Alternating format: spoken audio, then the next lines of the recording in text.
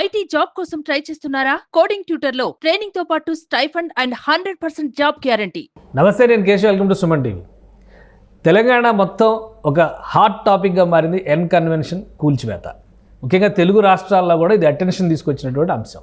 అయితే అక్కినేని నాగార్జున స్పందించారు. ఏమని స్పందించారు? ఉదయాన్నే కూల్చివేతని ఇల్లీగల్గా ఆయన పేర్కొన్నారు. అలానే దీనిపైన కోర్టుకు వెళ్ళబోతున్నట్టుగా కూడా నాగార్జున ట్వీట్ చేశారు. వాస్తవానికి హైడ్రా అధికారులు ఎన్ కన్వెన్షన్ కూల్చివేత విషయంలో నిబంధనలు పాటించారా లేదా? గతంలో అనేక సందర్భాల్లో ఫిర్యాదులు వచ్చినప్పటికీ రెస్పాండ్ కాని నాగార్జున ఇప్పుడే ఎందుకు స్పందించారు? ఈ అంశాలపైన విశ్లేషణ చూద్దాం. అసలు ఈ కూల్చివేత, అలానే అక్కడ ఉన్నటువంటి మత్తడికుంట చెరువు ప్రత్యేకత, వీటన్నిటిని కూడా విశ్లేషించేటువంటి ప్రయత్నం చేద్దాం. మనతో పాటు చేతన సంస్థ ఫౌండర్ నరసింహారెడ్డి గారు. నరసింహారెడ్డి గారు, నమస్కారం. నమస్కారం. ఈ కూల్చివేత అనేది పూర్తిగా ఇల్లీగల్. కోర్టులో కేసు ఉండగా కనీసం వివరణ కూడా తీసుకోకుండా ఒక అన్లాఫుల్ యాక్ట్కి హైడ్రా పాల్పడింది అనేది అక్కినేని నాగార్జున గారు చేసిన ఆరోపణ. ఏమంటారు మీరు? అది హైడ్రా అఫీషియల్ స్పందించాలి. ఎందుకంటే చట్ట ప్రకారం ప్రక్రియ చేయమని ఇటీవలే హైకోర్టు కూడా చెప్పింది కాబట్టి బహుశా వాళ్ళు అదే ఫాలో అయ్యి ఉంటారు. కానీ మనము సామాన్యులుగా ఇదివరకు ఈ పరిస్థితి చూస్తే ఇది కొత్తగా వచ్చిన కబ్జా కాదు. ఇది మనకు తెలిసిందే. గత 15 నెలల నుంచి దాని గురించి మాట్లాడుతున్నారు. మాట్లాడుతున్న క్రమంలో మరి ఇదివరకే కూర్చలేదు అనేది ప్రజల నుంచి కూడా ఒక ప్రధానమైన డిమాండ్ వచ్చింది.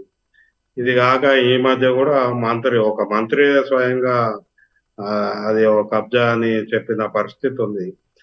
కాబట్టి చెప్పకుండా చేసిండ్రు అనడానికి ఆస్కారం అయితే లేదు ఇక్కడ. తర్వాత హైడ్రా ఇల్లీగల్ స్ట్రక్చర్స్ ని తీసేస్తారని ఈ 15 రోజుల నుంచి కూడా మీడియాలో చాలా వచ్చింది ఇదివరకే. సో నోటీసు లేకుండా అనడం బహుశా అది కరెక్ట్ కాదు.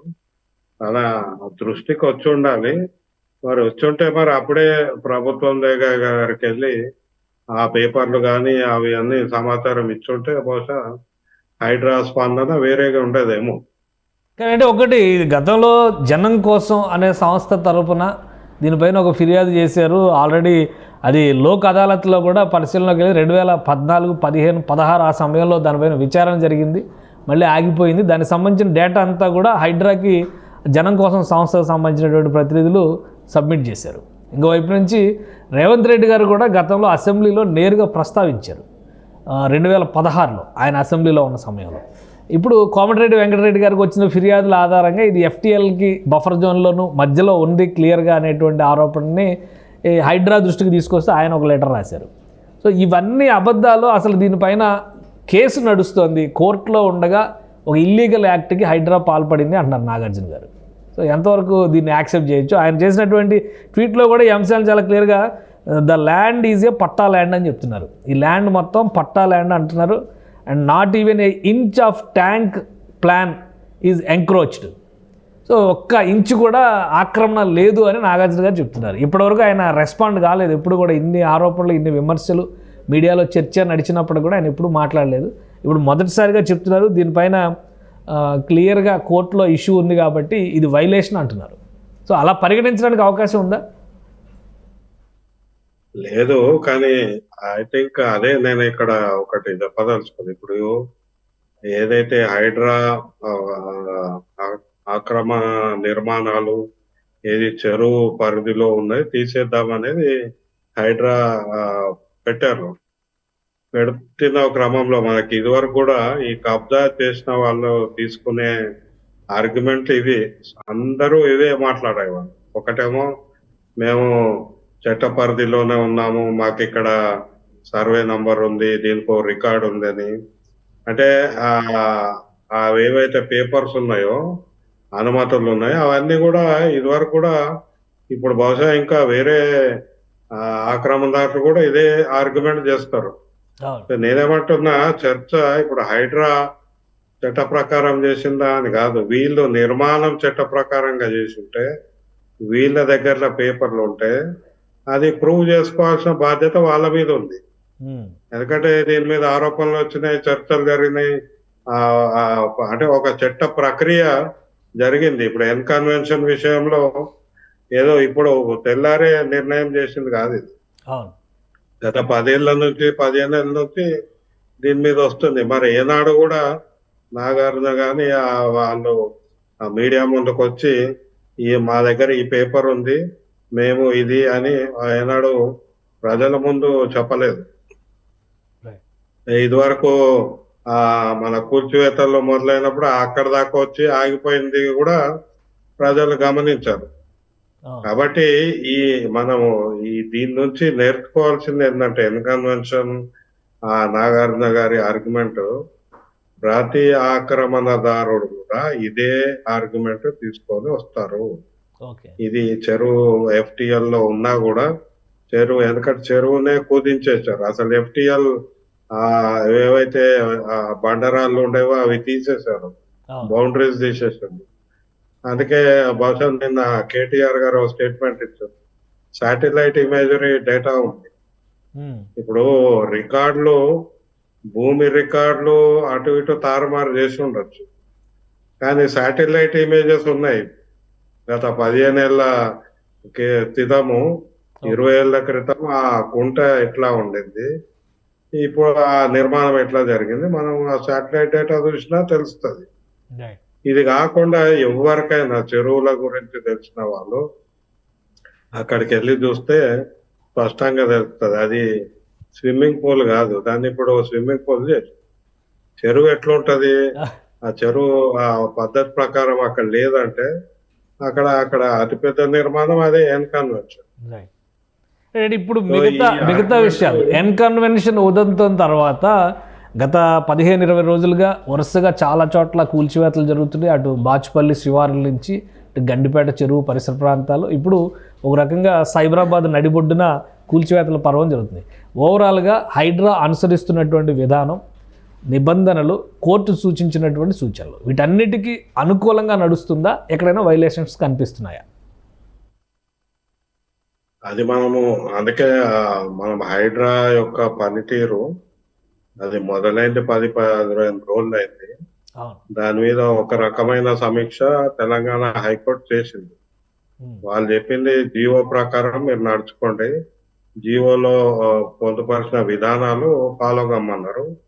బహుశా అదే ఫాలో అయి ఉంటారు. రెండవది, ఇప్పటి వరకు ఏవైతే కూల్చివేతలు జరిగినావో ఇవేవి సడన్ గా వచ్చినాయి కావు. వీటి మీద ఇదివరకే ఆరోపణలు ఉన్నాయి. దీనికి సంబంధించిన పేపర్ ప్రక్రియ కూడా ఉండింది. అందుకే వాళ్ళు కూల్చేసింది. మనకు మొన్న ఉస్మాన్ సాగర్ లో స్పోర్ట్స్ విలేజ్ కానీ ఇవన్నీ కూడా స్పష్టమైన ఆక్రమణలు కాబట్టి వాళ్ళు తీసేశారు. దానికి మాకు నోటీసులు ఇవ్వాలి. నోటీస్ ఎవరికి ఇస్తారు? చట్ట ప్రకారం ఉండి వాళ్ళకి నోటీస్ ఇస్తారు.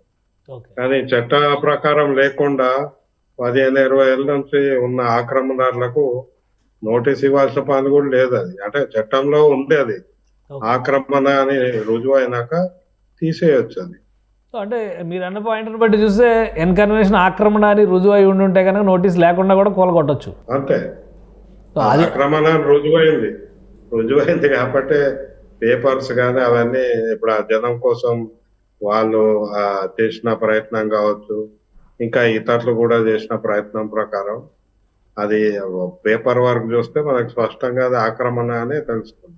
పాపం నాగార్జున గారు స్టే ఆర్డర్ ఉంది, కనీసం ఇన్ఫర్మేషన్ లేకుండా కూల్చేశారు, స్టే ఆర్డర్ ఉంది, అదన్నా గౌరవించాలి అంటున్నారు. స్టే ఆర్డర్ని గౌరవించాల్సినటువంటి పరిస్థితి ఉందా అక్కడ? బహుశా లేకపోవచ్చు. నేను అదే అంటున్నా. ఇప్పుడు ప్రతి ఆక్రమణదారుడు ఇదివరకు కూడా చట్ట ప్రక్రియను ఉపయోగించుకోవాలి. ప్రక్రియ చట్టం కాదు.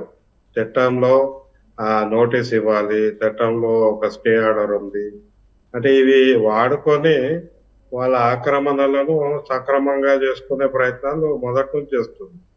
సో ఇప్పుడు కూడా మనకి బహుశా ఎందుకంటే ఇక్కడే మనం మాట్లాడతాం అంటే ఇన్ఫ్లుయెన్స్ ఉన్న వాళ్ళు, డబ్బు ఉన్న వాళ్ళు ఈ వ్యవస్థను ఎట్లా వాడుకుంటున్నారు అనేదానికి ఇది ఒక ఉదాహరణ.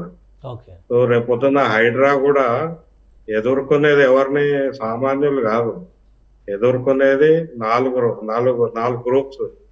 ఒకటి ఆ ఎన్నికైన ప్రజాప్రతినిధులు, రాజకీయ పార్టీ నాయకులు, బిల్డర్లు, తర్వాత ఇట్లాంటి అధికారులు, తర్వాత ఇట్లాంటి ఇన్ఫ్లుయెన్షియల్ పర్సన్స్. So okay. వీళ్ళే ఆక్రమణలు చేసేసారు. ఈ వ్యవస్థను నడిపిస్తుంది వాళ్ళే, ఈ వ్యవస్థలో నిర్ణాయక పాత్ర వాళ్ళదే. వీళ్ళే ఇప్పుడు మళ్ళా చట్ట ప్రక్రియ దాని ప్రకారం లేదు అని వాళ్ళే చెప్తున్నారు. ఓకే. సో ఇదంతా సంఘర్షణ వాతావరణం ఏదైతే ఉందో దీంట్లో హైడ్రా పోషించే పాత్ర ప్రజలకు అనుకూలంగా, పర్యావరణానికి అనుకూలంగా జరుగుతుంది. ఆ జరిగే ప్రక్రియలో చెరువు ఆయనకు ఉందా లేదా అనేది పక్కన పెడితే చెరువు కావాలి అక్కడ. ఆ చెరువు లేకుంటే ఆ చుట్టుపక్కల ప్రాంతాల్లో భూగర్భ జలాలు లేవు. ఇప్పుడు వేడి ఉష్ణోగ్రత పెరుగుతుంది, మైక్రో క్లైమేట్ కి ఆ చెరువు అవసరం. కాబట్టి ఇక నేను ఇది కట్టుకున్నా ఇది నాకు అంటే అది సరైన ఆర్గ్యుమెంట్ కాదు. ప్రజల తరఫున చూస్తున్నా, పర్యావరణం తరఫున చూస్తున్నా, చట్ట ప్రకారంగా చూసినా ఇట్లాంటి నిర్మాణాలు ఖచ్చితంగా తీసివేయాల్సిందే. హైడ్రా ఆ పని చేస్తుంది, అది ఇంకా పారదర్శకంగా చేయాలి. దీని మీద ఇప్పుడు నేను చెప్పిన 4-5 వర్గాలు ఒత్తిడి తగ్గించాలంటే ప్రజల ముందు పారదర్శకంగా పనిచేస్తే హైడ్రాకి ఇంకా ప్రజల మద్దతు పెరుగుతుంది. కానీ ఒక ఆర్గ్యుమెంట్ వస్తుంది. కొంతమంది ఆల్రెడీ కన్స్ట్రక్షన్లో ఉన్న నిర్మాణాలని సామాన్యులు బుక్ చేసుకున్నారు లేదా కొనుక్కున్నారు, కొంత డబ్బు చెల్లించున్నారు. ఇన్ఫర్మేషన్ లేకుండా కూల్ చేయడం వల్ల వీళ్ళు నష్టపోతున్నారు, వీళ్ళని ఎలా పరిరక్షిస్తారు అనేటువంటి చర్చ నడుస్తుంది. దీనికి ఏంటి పరిష్కారం? దానికే నేనేమంటుంది, ఇక్కడ ఆక్రమణదారులను కూడా మనం వర్గీకరించాలి. ఒకటేమో ప్రాథమిక ఆక్రమణదారులు, అంటే వాళ్ళకి తెలుసు ఆక్రమిస్తున్నట్టు, అప్పుడు పత్రాలు సృష్టించో లేదా వాళ్ళ ఇన్ఫ్లుయెన్స్ పెట్టో ఆక్రమిస్తారు. ఈ ఆక్రమణ తర్వాత వీటిని అమ్మేస్తారు. అట్లా 2 ఆక్రమణలు ఉన్నాయి. ఆ కొన్న వాళ్ళకి అసలు అది ఆక్రమణని, తర్వాత అది దాని వలన మనకి వరద వస్తుందని, దాని వల్ల మనకి సమస్య వస్తుందని తెలియని వ్యక్తులు ఉంటారు. అక్కడ ప్రభుత్వము ఇంకొక మెకానిజం కల్పించాలి. హైడ్రాకు అదనంగా ఇట్లాంటి వర్గీకరణ చేసి వీళ్ళకి తగిన పరిహారము చేయడము, ఆ తర్వాత ఈ ప్రాథమిక ఆక్రమణదారుల నుంచి ఆ పరిహారం అందేటట్టు చేయాలి. ఆ ప్రక్రియ ఇంకా ఉంది, అది హైడ్రాలో ఇప్పటి వరకు లేదు. అందుకే నేనేమంటున్నా, ఇప్పుడు కేవలం కూలగొట్టడం కూడా సరిపోదు. కూలగొట్టినాక దాన్ని రీస్టోర్ చేయాలి, పునరుద్ధరణ చేయాలి. ఆ కుంటను పునరుద్ధరణ చేయాలంటే మొత్తం అక్కడ ఇప్పుడు కూలగొట్టిన మెటీరియల్ తీసేయడము, తర్వాత వాళ్ళు నింపిన మట్టి తీయడము, తీసి చెరువును పునరుద్ధరణ చేయాలి. అంటే పర్యావరణ పరంగా అది పరిహారం. ఇటు ప్రజల తరఫున ఇంకేదన్నా ఉంది, వాళ్ళు అమ్మేసారు, వాళ్ళకి కూడా అమాయకులు తెలియదు. ఇక్కడ తప్పుడు పత్రాలు సృష్టించి అనుమతి ఉందని చెప్తే వాళ్ళు కొనుక్కున్నారు.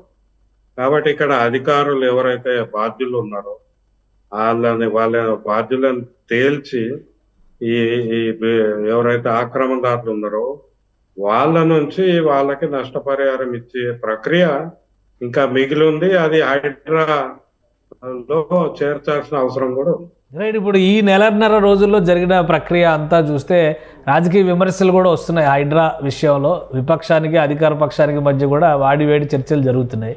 మీరేమంటారు? ఈ 1 రోజుల్లో హైడ్రా పర్ఫార్మెన్స్ కానీ ప్రజల్లో ఆత్మస్థైర్యాన్ని, పర్యావరణానికి కావాల్సినటువంటి భద్రతని కల్పించే దిశగా నడిచిందా, లేదా రాజకీయ కక్ష సాధింపులుగా నడుస్తుందా? ఇప్పటివరకు అయితే హైడ్రా మీద ఒక మంచి సదభిప్రాయమే కనపడుతుంది ప్రజల్లో.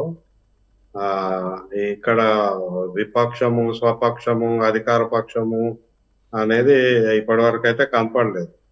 అయితే ప్రజలకు కూడా తెలియాల్సింది, మీడియా ద్వారా మీడియా కూడా చూడాల్సింది ఏంటంటే ఇక్కడ 2 పక్షాలు ఉన్నాయనేది మనం అర్థం చేసుకోవాలి. ఒకటి ప్రజల పక్షము, ప్రజలు పర్యావరణ పక్షము.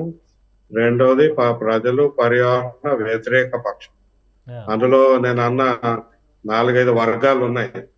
వాళ్ళు ఏ పార్టీ అన్నా కానీ వీళ్ళందరూ ఆ వర్గం ప్రజలు, పర్యావరణ వ్యతిరేక పక్షం. సో ఈ వీళ్ళ పట్ల ఇప్పటి వరకైతే హైడ్రా ఒక పనితీరు బాగానే ఉందని అనిపిస్తుంది. కానీ నేనంటుంది పారదర్శక పరిస్థితి సృష్టించాలి. ఇంకా ఎక్కువ ఇన్ఫర్మేషన్ ప్రజల్లోకి ముందే చేరేటట్టు చేయడము. తర్వాత ఒక్కొక్క అడుగు పూర్తిగా చేసుకుంటూ పోతేనే దాని యొక్క ఫలితం అర్థమవుతుంది చాలా మంది. ఇప్పుడు నేను అన్నట్టు ఇందాక ఇప్పుడు ఒక చెరువు తీసుకున్నప్పుడు ఆ చెరువు మొత్తం రిస్టోర్ చేస్తే హైడ్రా వల్ల మనకు ఫలితం ఉంటుంది అనే ఏదైతే కాన్ఫిడెన్స్, ఆ భరోసా ప్రజల్లోకి వస్తుంది. అప్పుడు వాళ్ళే ముందుకు వస్తారు. ఇప్పుడు చాలా మటుకు హైడ్రాకి ఇచ్చే కంప్లైంట్లు ఎవరిస్తున్నారు? సామాన్య ప్రజలు ఇచ్చే పరిస్థితి రావాలా? సామాన్యులు ఇచ్చే పరిస్థితి రావాలంటే హైడ్రా పనితీరు ఇంకా ప్రజలకు భరోసా ఇచ్చే విధంగా ఉంటే వాళ్ళే ముందుకు వస్తారు. ఎక్కడెక్కడ అక్రమ నిర్మాణాలు ఉన్నాయి వాళ్ళే చెప్తారు. అప్పుడు ఇంకా మనకు ఆ పారదర్శక పాలనా సంస్కృతి పెరుగుతుంది. రైట్, థ్యాంక్ యూ నరసింహారెడ్డి గారు మీ అభిప్రాయాలు తెలియజేసినందుకు. ఇది హైడ్రా అనుసరిస్తున్నటువంటి విధానంలో ఇంకా పారదర్శకత రావాల్సినటువంటి ఆవశ్యకత ఉందని నరసింహారెడ్డి గారు విశ్లేషిస్తున్నారు. మరోవైపు ఎన్కన్వెన్షన్ విషయంలో కానీ కొన్ని ఆక్రమణల విషయంలో దశాబ్దాలుగా స్పష్టమైనటువంటి ఆధారాలతో ప్రజాక్షేత్రంలో చర్చ నడుస్తోంది. దానికి సంబంధించినటువంటి ఫిర్యాదుల పరంపర కూడా కొనసాగుతోంది. దీన్ని ఒక అవకాశంగా ఉపయోగించుకోవడం ద్వారా అక్కినేని నాగార్జున లాంటి వ్యక్తులు చేస్తున్నటువంటి వాదనలు మిగతా వారికి ఆదర్శంగా మారే ప్రమాదం కూడా ఉంది. కాబట్టి ప్రభుత్వం జాగ్రత్త వహించాల్సినటువంటి అవసరం ఉంది. అలానే హైడ్రాకి కావాల్సినటువంటి యంత్రాంగం విషయంలో ప్రధానంగా బాధితులైన పక్షాలని ఆదుకునేందుకు కావాల్సినటువంటి విధాన రూపకల్పన కూడా జరగాలని ఆయన విశ్లేషిస్తున్నారు. ఇది special discussion. Keep watching. Suman టీవీలో మీ పర్సనల్ అండ్ బిజినెస్ ప్రమోషన్స్ కోసం కింది నెంబర్కి కాంటాక్ట్ చేయండి.